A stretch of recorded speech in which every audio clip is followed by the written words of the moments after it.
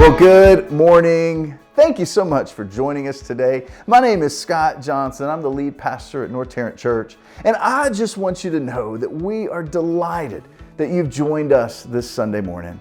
Now, if you have any questions about what it means to follow Jesus or how to make North Tarrant Church your church, I'd love for you to either drop in the comments and let me know or send me an email at scott@northtarrant.org. And we would love to be able to connect with you and be able to answer any and all questions that you have as you begin this new year. Now, today we are in a series entitled Paper Walls, where we're looking at how do we keep the excuses that so quickly squash our goals from getting the best of us.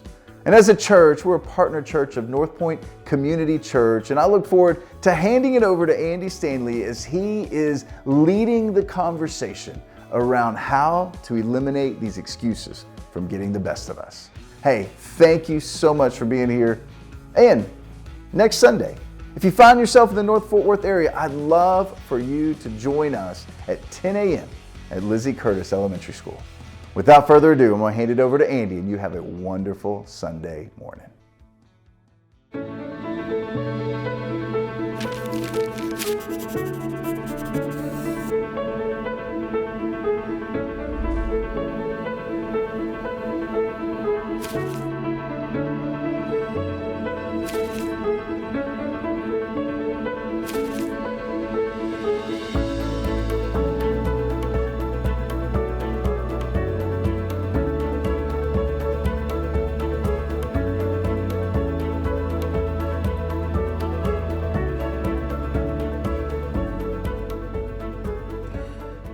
None of you laughed at any of those answers. I thought they were maybe you're just convicted. I don't know.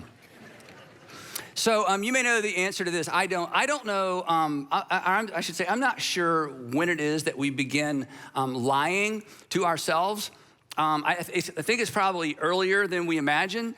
And again, some of you may know the answer to this. I don't know when we stop lying to ourselves. It may coincide with our breathing.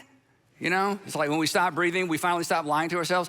And, it doesn't take long. I mean, by the time you're in middle school or high school, we get pretty good at catching other people when they're lying. But we're not so good at catching ourselves when we're lying, not lying to other people. We're not so good at catching ourselves lying when we're lying to ourselves. Now, lying to others, and please don't misunderstand this, lying to others is somewhat understandable. It's not excusable, but at least it's understandable because people suddenly they just tell a lie to get out of a pinch or to, save their self-esteem or their reputation. And there's sometimes it seems like there's some short-term gain by lying. There's not long-term gain, generally speaking. And so, lying is inexcusable, but at least it's understandable. But lying to ourselves, lying to ourselves, lying to ourselves kind of makes me believe in total depravity because it's totally ridiculous and it's confusing. Lying to ourselves, how many selves do we have? I mean, who's lying to who, right? Now, if you're listening to this thinking, well, Andy, I don't lie to myself. Perhaps you just did, okay? So that's the point, is like, I know. And the reason you did and you don't know about it is because you're really, really good at it, and we're all really good at it. And one of the reasons we're so good at deceiving ourselves, which is another way of saying lying to ourselves, one of the reasons we're so good at deceiving ourselves is we don't call the lies that we tell ourselves lies. We call them something else. We dignify them, right? We call them reasons. We have reasons, which is reasonable. And we want to be reasonable because we don't want to be unreasonable because you work with somebody who's unreasonable, and perhaps you have some friends who, you don't want to be unreasonable. So when we decide to do something we know we shouldn't do, or something that we know there's probably another reason we're not doing, another reason we're actually doing it, instead of throwing our hands up in the air and say, I don't know why I did this, we come up with reasons. The reason I was late to work is it was traffic. It was traffic. Now, I did get up a little late, and I did piddle around, and I went down to, Twitter rabbit hole, then I went down an Instagram rabbit hole, and then I looked up and oh my goodness, but really the reason I'm late is traffic. I'm just gonna stick with traffic because traffic is reasonable. Then I get to I get to work late and I say, the school traffic, the schools are back. They're like, they've been back for months. I know, but in my area, I think the schools, so we come up with reasons and then we believe these, right? The reason that you don't eat better, you have a reason, and you have a reason in your mind why you don't eat better, why you don't exercise more. You have a reason why you blow up. When somebody says certain things, or she says certain things, or he says certain things, you lose your temper, or you just kind of go all inside and kind of go nuclear quiet, like what's wrong, nothing, what's wrong, nothing, what's wrong, nothing. Why do you do that? Well, you have a reason. You have a reason why you're leaving. You have a reason for why you're staying. I'll just let you fill in a blank. The reason too much, don't elbow anybody or say it out loud, but the reason you do, and if I were to ask you, why do you so much? You have a reason. But the reason you would give me, and more importantly to our conversation today, the reason you give yourself may not actually be the reason, because the actual reason that you too much may be a secret. This is the crazy part, a secret that you're keeping from yourself. I know, to keep you from having to face the truth about yourself. It really is crazy, and we all do it. Instead of telling ourselves the truth, we just make up stuff. And that's what we've been talking about. We manufacture, or we make up, or we create excuses. And we disguise our excuses as reasons because we want to be reasonable. So maybe, just maybe, here's where we're going today. Maybe we should call it not like it is. Maybe we should call it like others see it. Because I hate to break it to you, the people around you and the people who know you, they know when you're lying. They know when you have lied to yourself and bought your own reason and made it, or your own excuse and turned it into a reason. They know when you're manufacturing excuses. And the reason I know that they know is because you know when the people around you are doing it as well. And we think nobody's catching on to our excuses that we've disguised as reasons. They see our reasons for what they really are, excuses. Paper walls. So today we're in the third part of our series, Paper Walls, moving beyond the excuses that hold you back, moving beyond the excuses that hold you back. There are things we said that we should carry forward season to season in life, things we should carry forward year to year, good habits, good friends, but there are things that we should definitely leave behind. And this entire series is about one of those things that we should all leave behind, namely our excuses. Excuses, as we said, are like paper walls. From a distance, they look impenetrable. From a distance, they look like they're actual obstacles. From a distance, it looks like, hey, the reason I can't move forward, the reason I can't stop, the reason I don't start, the reason I don't go back, the reason, well, the reason is it's this. But as we get closer and as we get honest, not with the people around us, as we get honest with ourselves, we realize that many, many, many of our reasons aren't really reasons. They're just excuses. They're just paper walls, and they're paper walls that are holding us back. And then over time, as we've said, our excuses, and this is when you know that you got work to do because you hear yourself. Our excuses, they become our becauses. These are the becauses that we retreat to when somebody confronts us, the becauses that we run to and hide behind when somebody brings it up. Why don't you? Well, because. Well, why haven't you? Well, because. Why do you always? Because. When she shows up, why do you? Because. When he shows up, why do you? Because. When those why do you keep on doing that? Because. Why don't you start? Why don't you go back and finish? Because. Why don't you just forgive her? Because. Why don't you forgive him? Because. Why don't you just talk to them? Because. We always have a because. But this is the truth. This isn't a religious thing, regardless of what you think about God or religion. Come on, this is a human thing. Sometimes our because isn't the cause. Our because is just an excuse masquerading as a cause, and we all do this. In fact, probably all of us have some of those that we're carrying around right now.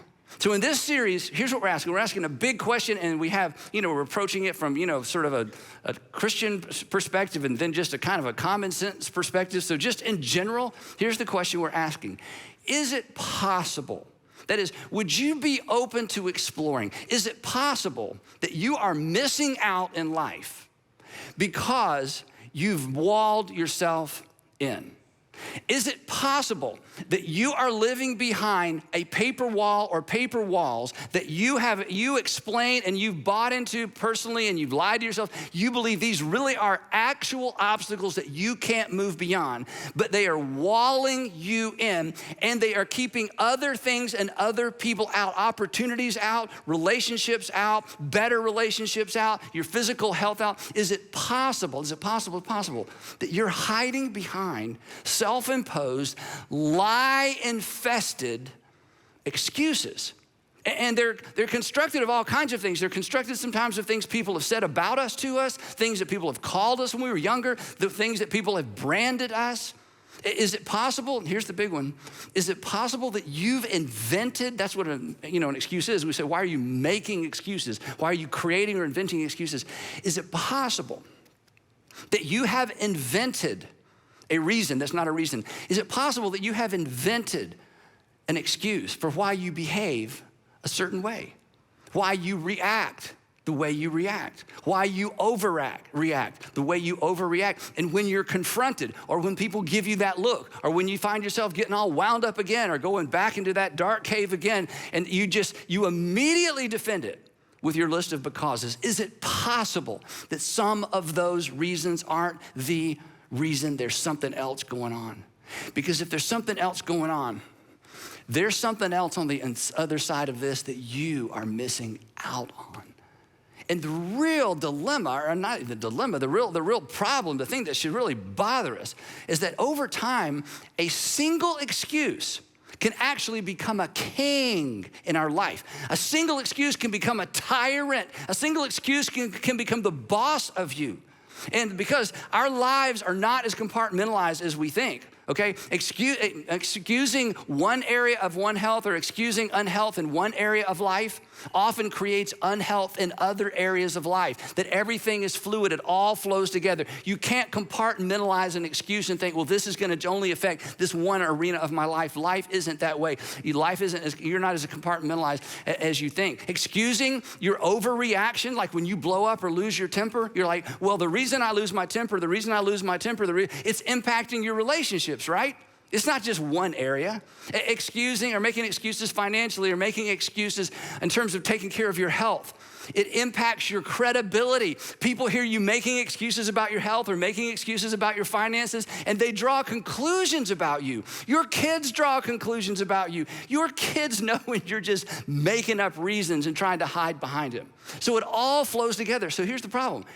There is perhaps in your life a single excuse that you have lived, a wall you've lived behind for so long, a single excuse you've made for so long. I mean, you just go there, your becauses, they just flow, and you've convinced yourself, and it is impacting your entire life, and it is keeping you from moving forward relationally, forward spiritually, forward in terms of just personal growth, forward financially. I don't know what it is. Is it possible that there's something that you've turned in to a reason that's actually just an excuse?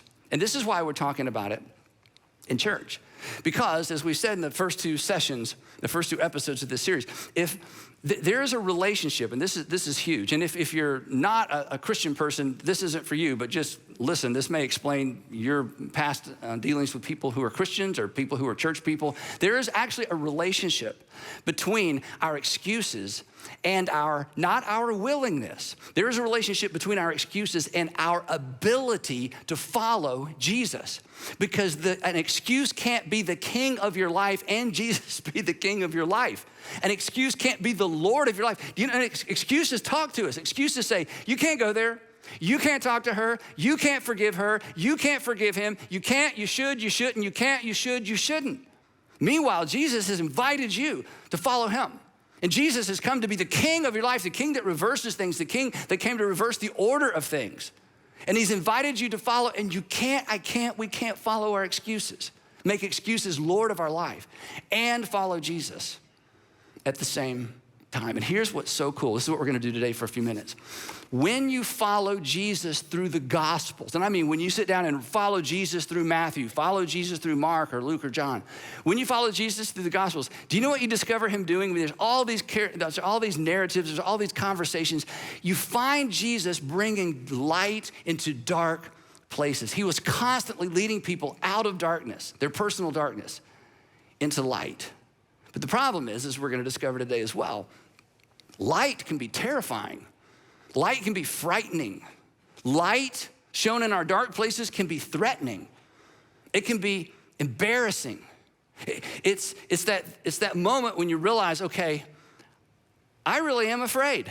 This whole time, I've had all these excuses for why I won't, why I should and couldn't and wouldn't start. The truth is, I'm afraid. The truth is, I'm just really insecure. The truth is, I'm terrified of what I might feel if I chose to move through and move past the excuses I've been giving for years. Light can be terrifying, but light can be liberating. Just ask your AA friends or your NA friends. Lies, especially the ones that we tell ourselves, those lies will always hold you back. They hold us back because they leave us in the dark. And let me tell you how you can know for sure this is true, because you see it in other people all the time. Isn't it true that you watch people at work, you watch people at home, maybe you're watching your kids right now in a difficult season, or maybe your husband and your wife, and here's what you think, but you're afraid to say. Can't you see what you're doing to our marriage? Can't you see what your behavior is doing to your relationship with your son or your daughter? Can't you see what you're doing to your health? Can't you see what you're doing to your finances? Can't you see what you're doing to your academic career? Can't you see what you're doing to your reputation? That's the word we actually use in our mind. And then when we talk about them to other people, they just can't see it. They just can't see it. They just can't see it. It's like they're wandering around in the darkness. And if you have the opportunity or the courage or the relationship to sit down with them and say, hey, maybe this is none of my business, but I wish you could see what you're doing to your husband. I wish you could see what you're doing to the people at work. I wish you could see how your behavior what your behavior is causing with your kids. I wish you could see it. And if you've ever had those conversations, they can't see it. Because they immediately run to the reason. And you know, those aren't reasons, those are excuses. But here's the thing, it'd be fun to talk about them the rest of the time. What's true of them? It's true of me. It's true of you. I can't see it. You can't see it. Other people see it about me, and other people see it about you. And this is why when you follow Jesus through the Gospels, he presents us with an invitation we're gonna get to in a minute that is so powerful. It's life-changing. When you hear Christians talk about, it changed my life, this is what they're talking about. In fact, if you think Jesus changed your life, this is what you talk about. So lies will hold you back. But truth, flip side is truth sets you free. And how amazing, this is amazing. How amazing is it that 2,000 years ago, this is the very point that we discover Jesus making. And he makes this very point right after he makes this, kind of over the top statement about himself. Here's where the conversation begins. Jesus is teaching, John's, writing all this stuff down. Here's what Jesus says. This is so over the top. I am the light of the world. Who would say that? Who says things like this? I am the light of the world. No wonder people just kind of smirked and shook their head and walk off. You're the light of the world, right? But before you write them off, what if that's true? What if Jesus, think about it, what if Jesus really came to lead the people of this world in every generation, including you, including me? What if Jesus really came to lead us out of darkness into light? What if he really came to light up your excuses and expose them for what they truly are, so that you can become everything God has called you to be, everything he knows you can be, so you can reach your full potential, so you can get to the other side of this instead of living shut down and bogged down in the things that you've told yourself? What if it's true? What if Jesus really is the light of the world? And then he says this, whoever follows me. Now, in our churches, we use this terminology all the time. A few years ago, we changed our whole mission statement to make sure this is front and center. That our mission is to inspire people to follow Jesus. And the reason is this, because Jesus has invited people not to just believe in him or believe things about him, but to follow. Or to say it another way, Jesus doesn't need any more admirers. Everybody admires Jesus, but admiring Jesus will make no difference in your life. More importantly, admiring Jesus will make no difference in the world, no difference in the community, no difference in your relationships. Believing in Jesus will make no difference in the world and no difference in your relationships. Believing things about Jesus, and this is why he's so direct. He says, I want you to follow me. And because of the invitation, we can almost guess what he says next. I mean, if he's the light of the world and he invites us to follow. I am the light of the world. Whoever follows me will never walk in darkness, but will have with them always the lamp or the light of life. Jesus saying, look, I want to light up the dark places. I want to lead you through your paper walls. I want to expose the things that are keeping you back from fully engaging with your family, fully engaging with your potential, fully engaging or overcoming your fears and your insecurities. But for that to happen, it's not enough to sing songs about me. It's not enough to admire me. It's not enough to believe in me. It's not enough to, in some intangible, conceptual way, I trust you. He says, you got to follow me because I'm taking you somewhere. And it was the men and women who followed Jesus that turned the world upside down. It was the men and women who followed Jesus, not just admired Jesus, who would shape Western civilization. Now, when he said this, his first century audience, there's all kinds of people there, and there's always religious leaders taking notes, trying to trap Jesus.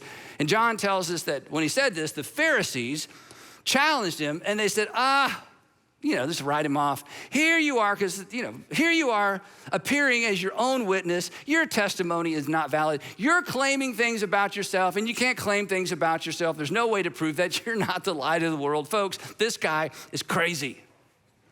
But the crowd didn't leave because they suspected something about Jesus. Later in that same conversation, he says this is so powerful. He says, if you hold to my teaching, this is conditional. What's going to follow? It's a conditional clause. If you remain in my teaching, if you focus on, embrace, if you organize your life around my teaching, if you will do what I am teaching you to do, then and only then you are really my disciples or my learners or my followers. And if you will do what I ask you to do, and if you will embrace what I've asked you to embrace, if you will follow my teaching, that means you're my follower. And then, and only then you'll know the truth. Then you'll recognize what's true. Then you'll quit making excuses. Then you'll quit rationalizing. Then you'll quit resisting. Then you'll receive. And when you know the truth, when you have that aha moment, when you have that, oh my goodness, my whole life, I have been hiding behind these becauses, and they're not even real reasons. They're just paper walls. He says, in that moment, if you'll follow me and you become my disciple, you're going to know the truth, and the truth will set you free. It'll set you free to, ready for this? To see yourself the way God sees you, to see your potential the way God sees your potential, to see your family the way that God sees your family, to see God the way that God really is. Blessed are the pure in heart, Jesus would say. I love this verse, Sermon on the Mount. Blessed are the pure in heart. That is the people that have gotten rid of all the darkness, gotten rid of all the deceit. Blessed are the pure in heart, for they shall, ready for this? They shall, there it is again, they shall see God. Jesus says, I'm the light of the world, and I'm not in some just big, intangible, ethereal way. I want to be the light of your world. This is why we know it was personal. He said, because I'm the light of the world, but the only people who benefit, the only people who are able to take advantage of my light is not the people who've heard me speak or the people who admire me. It's the people that make the decision to follow me. And if you follow me, you will discover the truth, and the truth will set you free. And you will begin to see your paper walls for exactly what they are. And do you know how his audience then responds to this amazing statement? They begin making excuses. It's unbelievable. Here's what the Pharisees and the teachers of the law say, because they're trying to make sure that people don't follow Jesus. They answered him, what? Be free? You're going to set us free? We are Abraham's descendants. We have never been slaves. of anyone. How can you say we shall be set free? You can't set us free. There's nothing to set us free from. Now, this is ridiculous, okay? When they say this, they currently in that moment had a Roman governor. Roman governor. Who's your governor? Pilate. Okay, but you don't think you're slaves? No, we're not slaves. Before the Romans, it's the Seleucids, the Assyrians, the Babylonians, the Egyptians. It goes on and on and on. In fact, this is kind of a fun fact. Deuteronomy is a speech basically that Moses gave to the people right before he died, before they went into the promised land. And the Torah, the law of the Torah was way, way, way ahead of its time. I mean, we look back anachronistically and kind of make fun of some of the stuff in the Old Testament. Listen, the God's law to the Jewish people, ancient Jewish people, it was so far ahead of its time. And one of the stipulations, which makes this statement they make so ridiculous, Moses told the people on God's behalf, he said, look, when it comes to how you treat your slaves, treat your slaves kindly, I'm paraphrasing, because remember, you were once slaves yourself in Egypt. So the whole idea of these people say, oh, we've never been slaves to anyone, it's just so ridiculous. And it's easy to criticize, but we are often equally as guilty. I mean, when I come along and say, you're a slave to your excuses, you're a prisoner to your excuses, you are walled in, you sit here and you think, not me, not me, not me. If somebody implies that, this is true of you, I mean, we all just want to fold our arms and we just start making excuses. And we're tempted to say what they say. So let me, if we were sitting there, here's how we would say it. Oh no, Jesus, I've never been a slave of anyone or anything. That's how we feel. I've never been a slave of anyone. I've never been a slave of anything. Jesus, what do you mean you're going to set me free? Set me free from what? And I think Jesus would respond to me and to you the same way he responded to his original audience when they said, oh, we've never been slaves of anything or anyone. Jesus smiles. Maybe he chuckled. He's like, really? They're like, no, we don't need to be free. He says, very truly, instead of reading them their history, their national history, he reads them their personal history. Very truly, I tell you, everyone who sins is a slave of sin. Everyone who sins is a slave of sin. And they're like, wait, I thought, why are we talking about sin? Anyone who sins is a slave to sin. In other words, what he's saying is this, do you ever do what you ought not do? Yeah. And then you regret doing what you did? Yeah. Then you get upset with you because you did something you knew you shouldn't do? Yeah. And you say to yourself, I can't believe I did that? Yeah. Well, who made you did that? And why did you did that again? And why have you been didding that? I mean, what's wrong with you? It sounds like you're a slave to me. And they're like, oh, well, I mean, there's that. And Jesus is going, that's my point. You have deceived yourself into thinking you are far more free than you actually are because you hide behind your excuses. And Jesus says, I'm the light of the world. And I'm inviting you. I'm not going to force you. I'm inviting you to bigger and better way of living. Then after a couple of comments about his unique relationship to the Father, he concludes this way. He says this. So, talking about himself, if you follow me, if you embrace my teaching, and you allow me to set you free, if the Son sets you free, if you allow me to light up the lies you've believed, you will be free indeed. You will actually be free. You will be free to recognize your paper walls for what they are. And you will be free to move forward in life to the life that God has called you to live. Because following Jesus will make your life better, and following Jesus will make you better at life because he's the light of the world and he's come to light up all of our personal darkness. And here's the thing, whether you believe Jesus is the Son of God or not, following Jesus will make your life better and he will light up your life. It's true. In fact, every single first century person in the first century that chose to follow Jesus, they did not believe he was the Son of God. And they followed him anyway. In fact, everybody who followed Jesus, this is so interesting. Everybody who followed Jesus, when he was arrested, they unfollowed. Unfollow, not doing that. Nope, going, gotta go. The Gospels tell us, they write it into the story, they write themselves in as cowards, that when Jesus was arrested in the Garden of Eden, the followers were like, oh my goodness, no, we're following. No, they weren't following, they were fleeing. Unfollow, out of here. Nobody chose to follow Jesus as the Son of God until after the resurrection. The invitation to you today, regardless of where you are on the spectrum of faith, would you lean in and would you choose to follow Jesus? And he's gonna lead you to the freedom to where you can acknowledge your fear and your insecurity. You'll be free to see what the people around you wish you could see that you genuinely can't see. And most importantly, you will be free and I will be free to engage. See, here's the problem. We talked about this the first week. Our excuses excuse us from engaging with others. Another way of saying that is this: paper walls make you small.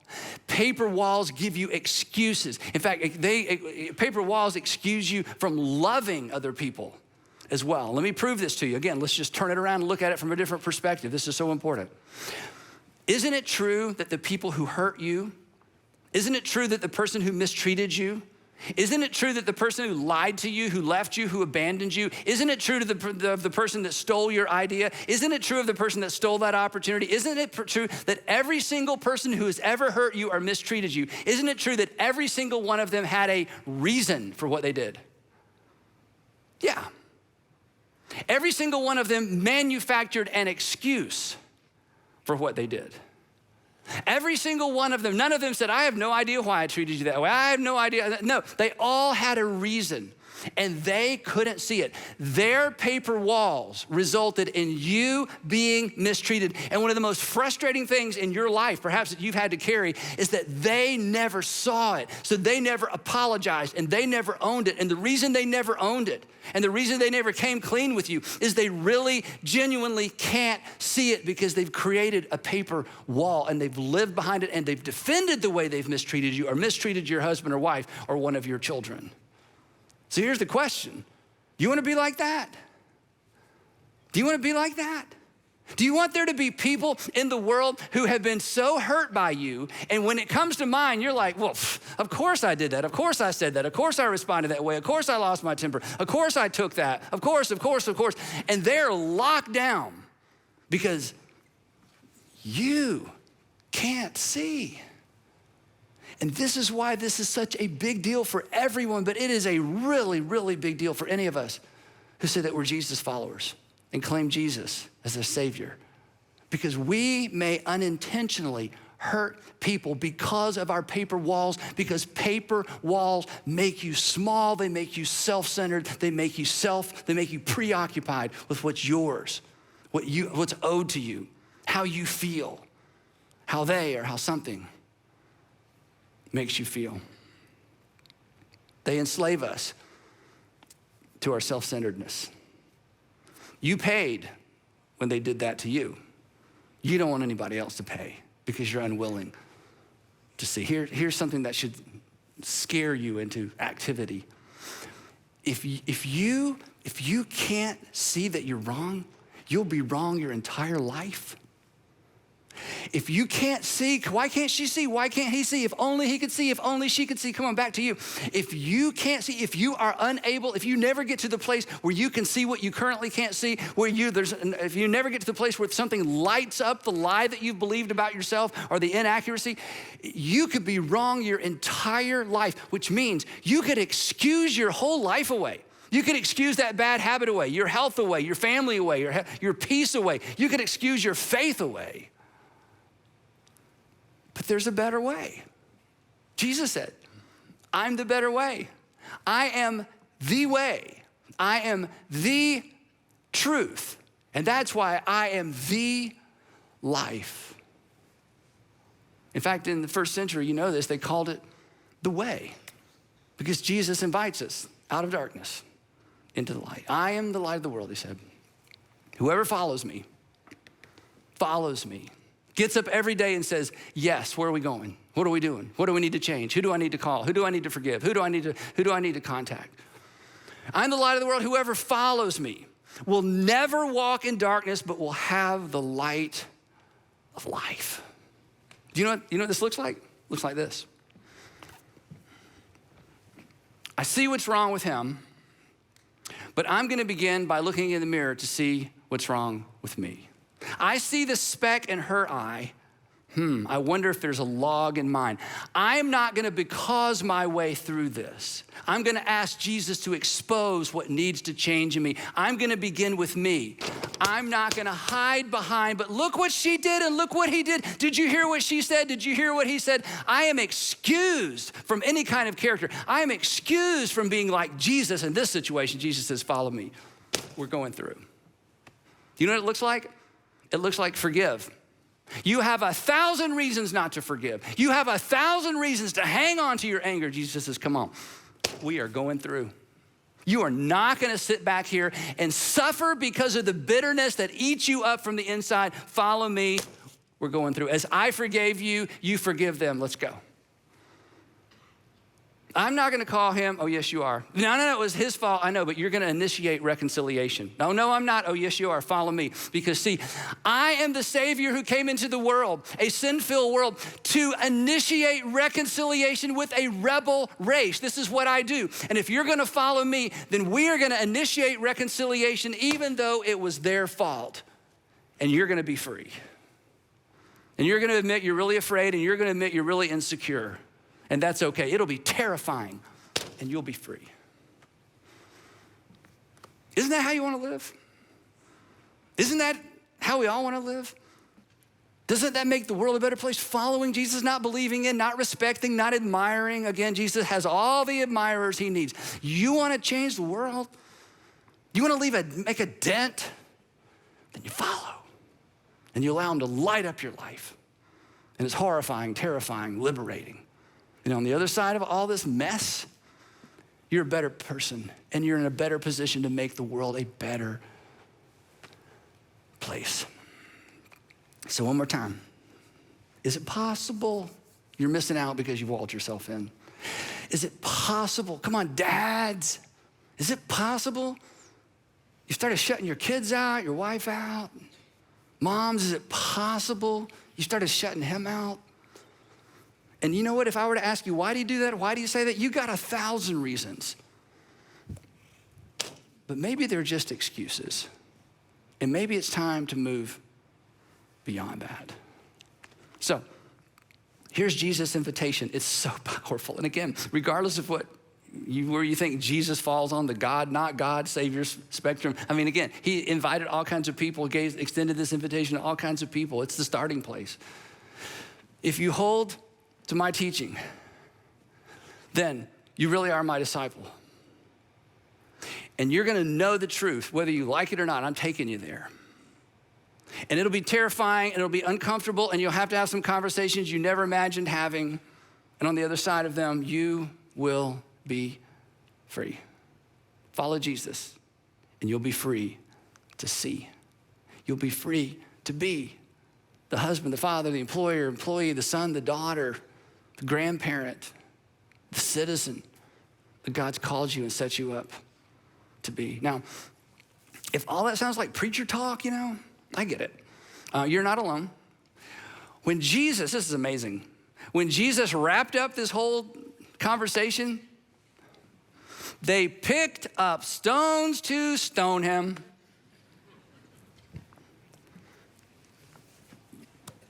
Because we get used to this, don't we? Because I don't want to forgive. And I don't want to focus on what's in my eye. I want to focus on what's in his and hers. And I don't want to love them. And I don't want to have to serve them. You know what? Let's just stone the light of the world so I can remain safely, comfortably in the dark. I love this. They picked up stones to stone him, and he slipped away, only to return another day to give his life away, because he's the light and the life of the world. Is it possible that you're missing out because you've walled yourself in? Is it possible, just possible, that you are disguising excuses as reasons? And are you willing to admit what you've come to suspect, that they are just Paper walls. Every time you tell your story, the people who tell your story go, oh yeah, you're justified. But there's something in you. It's like, I think there's something more. I don't know when we begin lying to ourselves, but we all do it.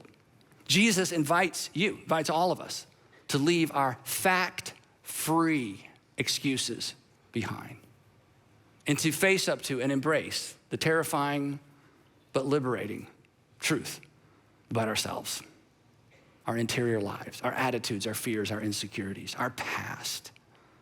And he says, if you will allow me to set you free, I love this, you will be free indeed. You know what that means? That means no matter what anybody else does to you and regardless of how anybody else treats you, they will never force you to live behind paper walls because you will know the truth and the truth will set you free. And we will pick it up right there next week as we conclude the series, Paper Walls, Moving Beyond the Excuses That Hold You Back. Before we go, 3 quick questions.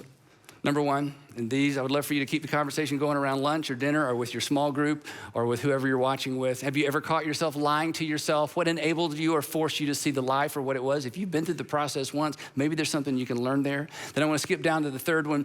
Would you be willing to commit John 8:12 to memory this week? Just put it on a card, on your dashboard, on your mirror somewhere. Would you be willing to commit this verse to memory? I am the light of the world. Whoever follows me will never walk in darkness, but will have the light of life. And to begin to pray that, Heavenly Father, your Son is the light of the world. I want that kind of light in my life. As you know, we are fond of saying around here that following Jesus will make your life better and make you better at life. If following Jesus results in us pushing through our paper walls and leaving our excuses behind, then following him will certainly make our life better and make our life better almost immediately. Let me pray for us. Heavenly Father, thank you. Thanks for the privilege of just talking about these things freely. Thanks for the reminder for some of us. It just reminds us of a season of our life where we were so walled in and you set us free. And every time we see those lyrics in a song, it's emotional for us because we remember what it was like before. Father, for the man or woman who's sitting here wrestling with, I don't know, maybe, would you do what I can't do, no sermon can do? Would you just open the eyes of their heart and give them the courage to say, I want to follow. I want to follow. Regardless of what it means, I want to follow. And Father, would you raise up around us and in our midst, in our city, in our nation, not fewer admirers, but more followers of Jesus, the light of the world. We pray all of that in Jesus' name. Amen.